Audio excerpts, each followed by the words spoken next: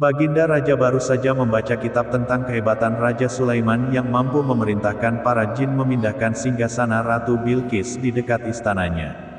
Baginda tiba-tiba merasa tertarik. Hatinya mulai tergelitik untuk melakukan hal yang sama. Mendadak beliau ingin istananya dipindahkan ke atas gunung agar bisa lebih leluasa menikmati pemandangan di sekitar. Dan bukankah hal itu tidak mustahil bisa dilakukan karena ada Abu Nawas yang amat cerdik di negerinya. Tanpa membuang waktu, Abu Nawas segera dipanggil untuk menghadap Baginda Raja Harun al-Rasyid. Setelah Abu Nawas dihadapkan, Raja pun berkata kepada Abu Nawas, "Abu Nawas, engkau harus memindahkan istanaku ke atas gunung agar aku lebih leluasa melihat negeriku," kata Baginda sambil melirik reaksi Abu Nawas. Abu Nawas tidak langsung menjawab. Ia berpikir sejenak hingga keningnya berkerut. Tidak mungkin menolak perintah Baginda kecuali kalau memang ingin dihukum. Akhirnya Abu Nawas terpaksa menyanggupi proyek raksasa itu. Ada satu lagi, permintaan dari Baginda, pekerjaan itu harus diselesaikan hanya dalam waktu sebulan. Abu Nawas pulang dengan hati masgul. Setiap malam ia hanya berteman dengan rembulan dan bintang-bintang. Hari-hari dilewatinya dengan kegundahan. Tak ada hari yang lebih berat dalam hidup Abu Nawas kecuali hari-hari ini. Tetapi pada hari ke-9 ia tidak lagi merasa gundah gulana. Keesokan harinya Abu Nawas menuju istana. Ia menghadap Baginda untuk membahas pemindahan istana. Dengan senang hati Baginda akan mendengarkan apa yang diinginkan Abu Nawas. "Ampun tuanku, hamba datang ke sini hanya untuk mengajukan usul untuk memperlancar pekerjaan hamba nanti," kata Abu Nawas. "Apa usul itu?" tanya Baginda. "Hamba akan memindahkan istana Paduka yang mulia tepat pada hari raya Idul Kurban yang kebetulan hanya kurang 20 hari lagi," kata Abu Nawas. "Kalau hanya itu usulmu, baiklah," kata Baginda. "Satu lagi Baginda," Abu Nawas menambahkan. "Apa lagi?" tanya Baginda. "Hamba mohon Baginda menyembelih 10 ekor sapi yang gemuk untuk dibagikan langsung kepada para fakir miskin," kata Abu Nawas. "Usulmu kuterima," kata Baginda menyetujui. Abu Nawas pulang dengan perasaan riang gembira. Kini tidak ada lagi yang perlu dikhawatirkan. Toh nanti bila waktunya sudah tiba, ia pasti akan dengan mudah memindahkan istana Baginda Raja. Jangankan hanya memindahkan ke puncak gunung, ke dasar samudera pun Abu Nawas sanggup. Desas-desus mulai tersebar ke seluruh pelosok negeri. Hampir semua orang harap-harap cemas. Tetapi sebagian besar rakyat merasa yakin atas kemampuan Abu Nawas. Karena selama ini Abu Nawas belum pernah gagal melaksanakan tugas-tugas aneh yang dibebankan di atas pundaknya. Namun ada beberapa orang yang meragukan keberhasilan Abu Nawas kali ini. Saat-saat yang dinanti-nantikan tiba, rakyat berbondong-bondong menuju lapangan untuk melakukan salat hari raya Idul Adha. Dan seusai salat, 10 sapi sumbangan Baginda Raja disembelih lalu dimasak kemudian segera dibagikan kepada fakir miskin. Kini giliran Abu Nawas yang harus melaksanakan tugas berat itu. Abu Nawas berjalan menuju istana diikuti oleh rakyat. Sesampai di depan istana Abu Nawas bertanya kepada Baginda Raja, "Ampun tuanku yang mulia, apakah istana sudah tidak ada orangnya lagi?" tanya Abu Nawas. "Tidak ada," jawab Baginda Raja singkat. Kemudian Abu Nawas berjalan beberapa langkah mendekati istana, lalu berdiri sambil memandangi istana. Abu Nawas berdiri mematung seolah-olah ada yang ditunggu. Benar, Baginda Raja akhirnya tidak sabar. Petik 1. "Abu Nawas, mengapa engkau belum juga mengangkat istanaku?" tanya Baginda Raja. "Hamba sudah siap sejak tadi Baginda," kata Abu Nawas. "Apa maksudmu engkau sudah siap sejak tadi? Kalau engkau sudah siap, lalu apa yang engkau tunggu?" tanya Baginda masih diliputi perasaan heran. "Hamba menunggu istana Paduka yang mulia diangkat oleh seluruh rakyat yang hadir untuk diletakkan di atas pundak hamba. Setelah itu hamba tentu akan memindahkan istana Paduka yang mulia ke atas gunung sesuai dengan perintah Paduka," kata Abu Nawas. Baginda Raja Harun al-Rasyid terpana. Beliau tidak menyangka Abu Nawas masih bisa terhindar dari hukumannya. Pada masa pemerintahan Raja Harun al-Rasyid, Abu Nawas diangkat menjadi penasehat Raja Harun al-Rasyid. Suatu ketika Baginda Raja dan penasehatnya ini sedang duduk-duduk di teras masjid sambil berbincang-bincang mengenai rencana Baginda yang akan memperluas bangunan istana. Namun, hal itu terkendala oleh letak masjid yang bakal terkena dampak perluasan istana tersebut. Kemudian Baginda Raja pun meminta saran kepada Abu Nawas sang penasehat. Bagaimana pendapatmu penasehat caranya memindahkan masjid ini? Tapi jangan sampai masjid ini rusak karena saya suka akan keindahan masjid ini, kata Baginda Raja. Mendapat pertanyaan begitu Abu Nawas pun berpikir sejenak. Begini Baginda, bagaimana kalau Raja membuat sayembara?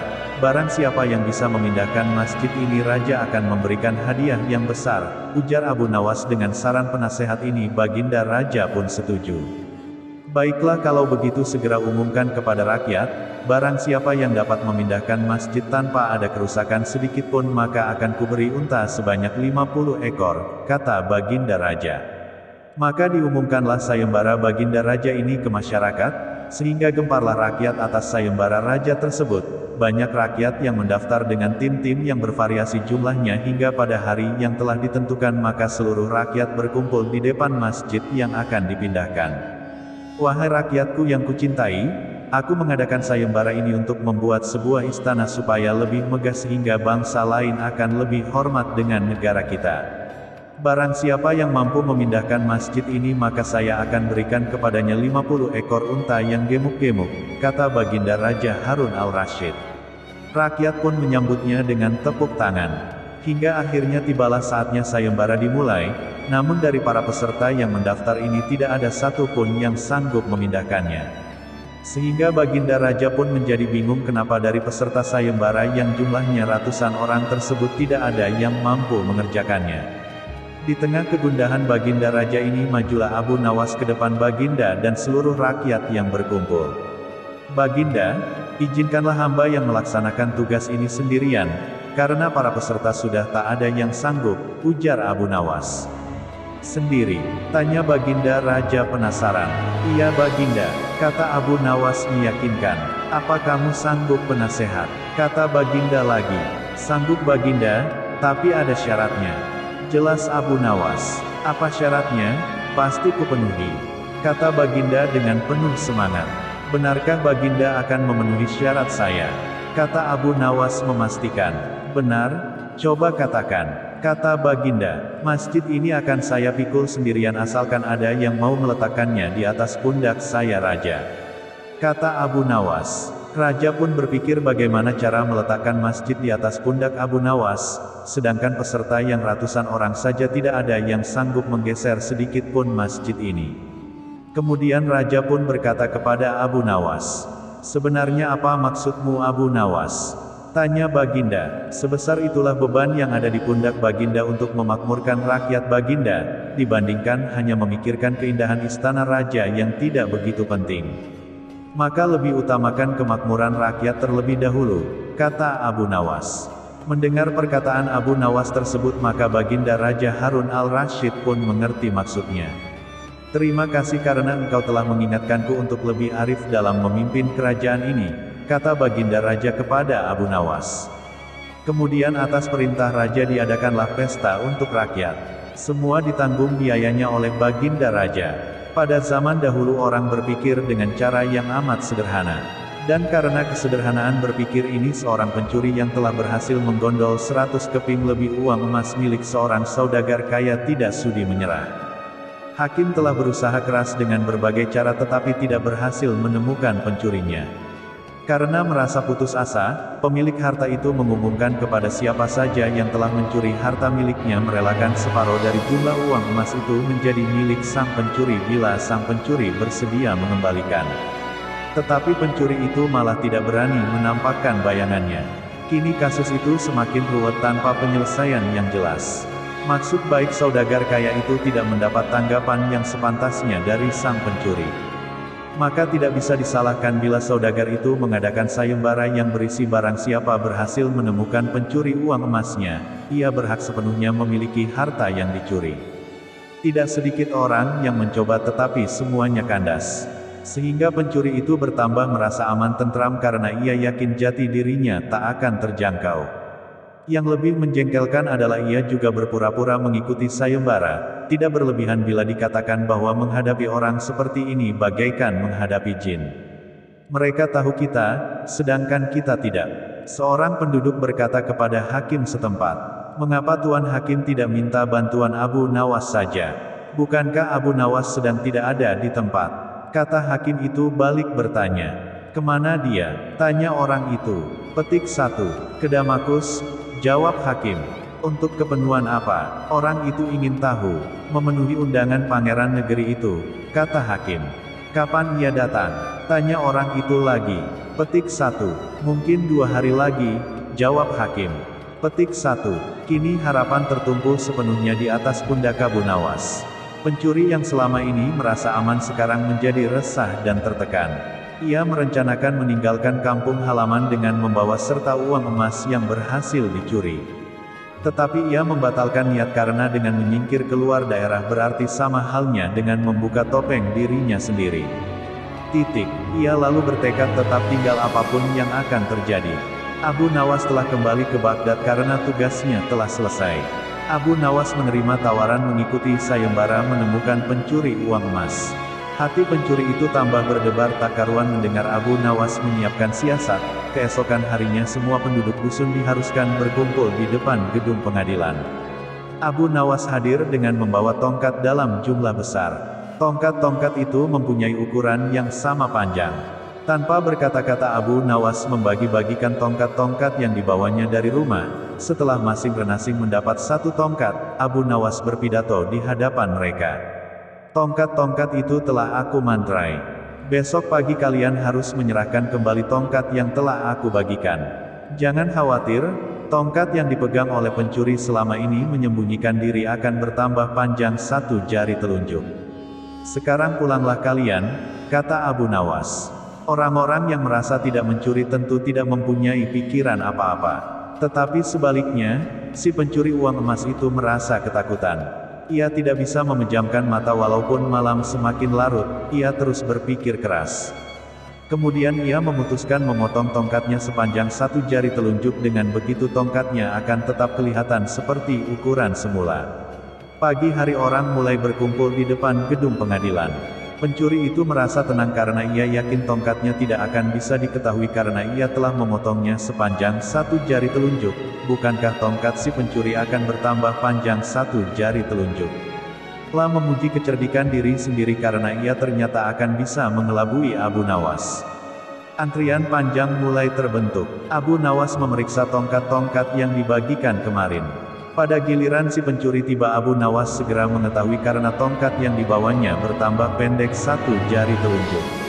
Abu Nawas tahu pencuri itu pasti melakukan pemotongan pada tongkatnya karena ia takut tongkatnya bertambah panjang. Pencuri itu diadili dan dihukum sesuai dengan kesalahannya. 100 keping lebih uang emas kini berpindah ke tangan Abu Nawas. Tetapi Abu Nawas tetap bijaksana. Sebagian dari hadiah itu diserahkan kembali kepada keluarga si pencuri, sebagian lagi untuk orang-orang miskin dan sisanya untuk keluarga Abu Nawas sendiri. Kisah ini mirip dengan kejadian pada masa Nabi Sulaiman ketika masih muda. Entah sudah berapa hari kasus seorang bayi yang diakui oleh 2 orang ibu yang sama-sama ingin memiliki anak hakim rupanya mengalami kesulitan memutuskan dan menentukan perempuan yang mana sebenarnya yang menjadi ibu bayi itu. Karena kasus berlarut-larut, maka terpaksa hakim menghadap Baginda Raja untuk minta bantuan. Baginda pun turun tangan. Baginda memakai taktik rayuan. Baginda berpendapat mungkin dengan cara-cara yang amat halus salah satu wanita itu ada yang mau mengalah. Tetapi kebijaksanaan Baginda Raja Harun al-Rasyid justru membuat kedua perempuan makin mati-matian saling mengaku bahwa bayi itu adalah anaknya. Baginda berputus asa, mengingat tak ada cara-cara lain lagi yang bisa diterapkan. Baginda memanggil Abu Nawas. Abu Nawas hadir menggantikan hakim. Abu Nawas tidak mau menjatuhkan putusan pada hari itu melainkan menunda sampai hari berikutnya. Semua yang hadir yakin Abu Nawas pasti sedang mencari akal seperti yang biasa dilakukan. Padahal penundaan itu hanya disebabkan Algojo tidak ada di tempat. Keesokan hari sidang pengadilan diteruskan lagi. Abu Nawas memanggil Algojo dengan pedang di tangan. Abu Nawas memerintahkan agar bayi itu diletakkan di atas meja. Apa yang akan kau perbuat terhadap bayi itu? Kata kedua perempuan itu saling memandang. Kemudian Abu Nawas melanjutkan dialog. Sebelum saya mengambil tindakan, apakah salah satu dari kalian bersedia mengalah dan menyerahkan bayi itu kepada yang memang berhak memilikinya? Tanya Abu Nawas. Tidak, bayi itu adalah anakku, kata kedua perempuan itu serentak. Baiklah, kalau kalian memang sungguh-sungguh sama menginginkan bayi itu dan tidak ada yang mau mengalah, maka saya terpaksa membelah bayi itu menjadi dua sama rata, kata Abu Nawas mengancam. Perempuan pertama girang bukan kepalang, sedangkan perempuan kedua menjerit-jerit histeris. Jangan, tolong jangan dibelah bayi itu. Biarlah aku rela bayi itu seutuhnya diserahkan kepada perempuan itu, kata perempuan kedua. Abu Nawas tersenyum lega. Sekarang topeng mereka sudah terbuka. Abu Nawas segera mengambil bayi itu dan langsung menyerahkan kepada perempuan kedua. Abu Nawas minta agar perempuan pertama dihukum sesuai dengan perbuatannya. Karena tak ada ibu yang tega menyaksikan anaknya disembelih. Apalagi di depan mata. Baginda Raja merasa puas terhadap keputusan Abu Nawas. Dan, sebagai rasa terima kasih, Baginda menawari Abu Nawas menjadi penasehat hakim kerajaan. Tetapi Abu Nawas menolak, lebih senang menjadi rakyat biasa. Tak selayaknya ia menerima upah dari ilmu agama yang ia sampaikan. Raja Harun al-Rasyid membuat sayembara dan mengundang banyak penyair. Ini dilakukannya supaya dapat menceritakan suatu kisah yang bisa membuat dia tidur. Saat itu Raja tidak dapat tidur karena terngiang-ngiang dengan seorang perempuan yang pernah dilihat. Kemudian pada dasarnya ia adalah sosok raja yang baik, tidak mungkin berbuat serong dengan perempuan lain. Kemudian Raja coba melupakannya, namun bayangan tentang perempuan yang dilihatnya tersebut membuatnya tidak bisa tidur. Oleh karena itu, Raja memutuskan melupakan perempuan itu dengan mendengarkan kisah dari para penyair. Malam pun makin larut, tidak ada satu penyair pun yang bisa membuat Raja tertidur. Hingga akhirnya giliran Abu Nawas, ia pun menceritakan sesuatu yang sebenarnya tidak jelas kepada sang Raja. Begini, Raja, ada seekor semut yang penasaran dengan lubang telinga manusia. Untuk mengobati rasa penasarannya, semut itu masuk ke lubang telinga manusia. Ternyata di dalamnya gelap, dan semut itu tidak nyaman di dalamnya. Semut itu keluar. Tidak lama kemudian, semut itu melihat ke lubang telinga orang itu lagi. Semut tersebut penasaran, lalu masuk lagi ke dalamnya. Abu Nawas melanjutkan, ternyata di dalamnya gelap. Semut itu pun keluar lagi. Setelah berada di luar, semut itu masih juga penasaran. Dan lagi semut masuk lagi ke dalam lubang telinga manusia. Ternyata di dalam telinga, semut itu tidak nyaman lagi. Semut itu keluar lagi. Sebenarnya Abu Nawas mengisahkan cerita semut itu yang keluar masuk telinga berulang kali. Mendengar itu semua, Raja bosan dengan cerita Abu Nawas tentang semut yang bolak-balik masuk telinga. Kemudian sang raja pun berkata, Sudah, cerita tidak jelas begini kok dikisahkan kepadaku. Mending aku tidur saja daripada mendengar kisah tak jelas begini. Petik 2. Kemudian Abu Nawas akhirnya pulang dan tanpa disadari Raja akhirnya tertidur. Namun ketika bangun, Raja tersadar ternyata kisah-kisah indah para penyair malah membuatnya tak bisa tidur karena malah penasaran dengan cerita. Lalu Abu Nawas akhirnya memenangkan sayembara itu karena ceritanya yang amburadul, tapi berhasil membuat Raja tidur. Pada suatu hari, ada seorang laki-laki datang ke rumah Abu Nawas. Lelaki itu hendak mengeluh kepadanya mengenai masalah yang sedang dihadapinya. Dia sedih karena rumahnya terasa sempit ditinggali banyak orang. Abu Nawas, aku memiliki seorang istri dan 8 anak, tapi rumahku begitu sempit. Setiap hari, mereka mengeluh dan merasa tak nyaman tinggal di rumah. Kami ingin pindah dari rumah tersebut, tapi tidak mempunyai uang. Tolonglah katakan padaku apa yang harus kulakukan, kata lelaki itu. Mendengar hal itu, Abu Nawas kemudian berpikir sejenak. Tak berapa lama, sebuah ide terlintas di kepalanya. Kamu mempunyai domba di rumah? Tanya Abu Nawas padanya. Aku tak menaiki domba, jadi aku tak memilikinya, jawabnya. Setelah mendengar jawabannya, dia meminta lelaki tersebut untuk membeli sebuah domba dan menyuruhnya untuk menaruh di rumah. Pria itu kemudian menuruti usul Abu Nawas dan kemudian pergi membeli seekor domba. Keesokan harinya, dia datang lagi ke rumah Abu Nawas. Bagaimana ini? Setelah aku mengikuti usulmu, nyatanya rumahku menjadi tambah sempit dan berantakan, keluhnya. Kalau begitu, cobalah beli 2 ekor domba lagi dan peliharalah di dalam rumahmu, jawab Abu Nawas. Kemudian, pria itu bergegas pergi ke pasar dan membeli 2 ekor domba lagi. Namun, bukannya seperti yang diharapkan, rumahnya justru semakin terasa sempit. Dengan perasaan jengkel, dia pergi ke rumah Abu Nawas untuk mengadu yang ketiga kalinya. Dia menceritakan semua apa yang terjadi, termasuk mengenai istrinya yang menjadi sering marah-marah karena domba tersebut. Akhirnya, Abu Nawas menyarankannya untuk menjual semua domba yang dimiliki. Keesokan harinya, kedua orang tersebut bertemu kembali. Abu Nawas kemudian bertanya, "Bagaimana keadaan rumahmu sekarang? Apakah sudah lebih lega?" Petik 2. Setelah aku menjual domba-domba tersebut, rumahku menjadi nyaman untuk ditinggali. Istriku pun tidak lagi marah-marah, jawab pria tersebut sambil tersenyum. Akhirnya, Abu Nawas dapat menyelesaikan masalah pria dan rumah sempitnya itu. Raja Harun al-Rasyid memanggil Abu Nawas menghadap ke istana. Kali ini raja ingin menguji kecerdikan Abu Nawas. Sesampainya di hadapan raja, Abu Nawas pun menyembah. Dan raja bertitah, "Hai Abu Nawas, aku menginginkan 6 ekor lembu berjenggot yang pandai bicara, bisakah engkau mendatangkan mereka dalam waktu seminggu? Kalau gagal, akan aku penggal lehermu." "Baiklah, Tuanku Syah Alam, hamba junjung tinggi titah Tuanku," jawab Abu Nawas.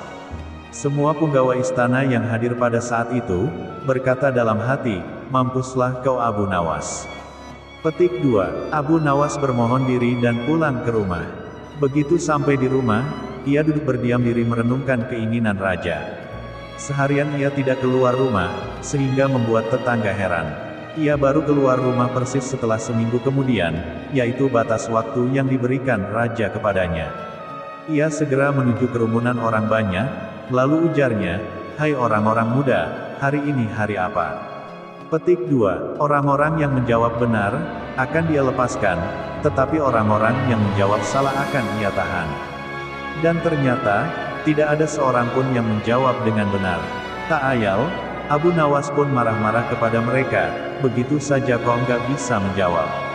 Kalau begitu, mari kita menghadap Raja Harun al-Rasyid, untuk mencari tahu kebenaran yang sesungguhnya." Petik 2. Keesokan harinya, balai ruang istana Baghdad dipenuhi warga yang ingin tahu kesanggupan Abu Nawas membawa 6 ekor lembu berjenggot. Sampai di depan Raja Harun al-Rasyid, ia pun menghaturkan sembah dan duduk dengan khidmat. Lalu, Raja berkata, "Hai Abu Nawas, mana lembu berjenggot yang pandai bicara itu?"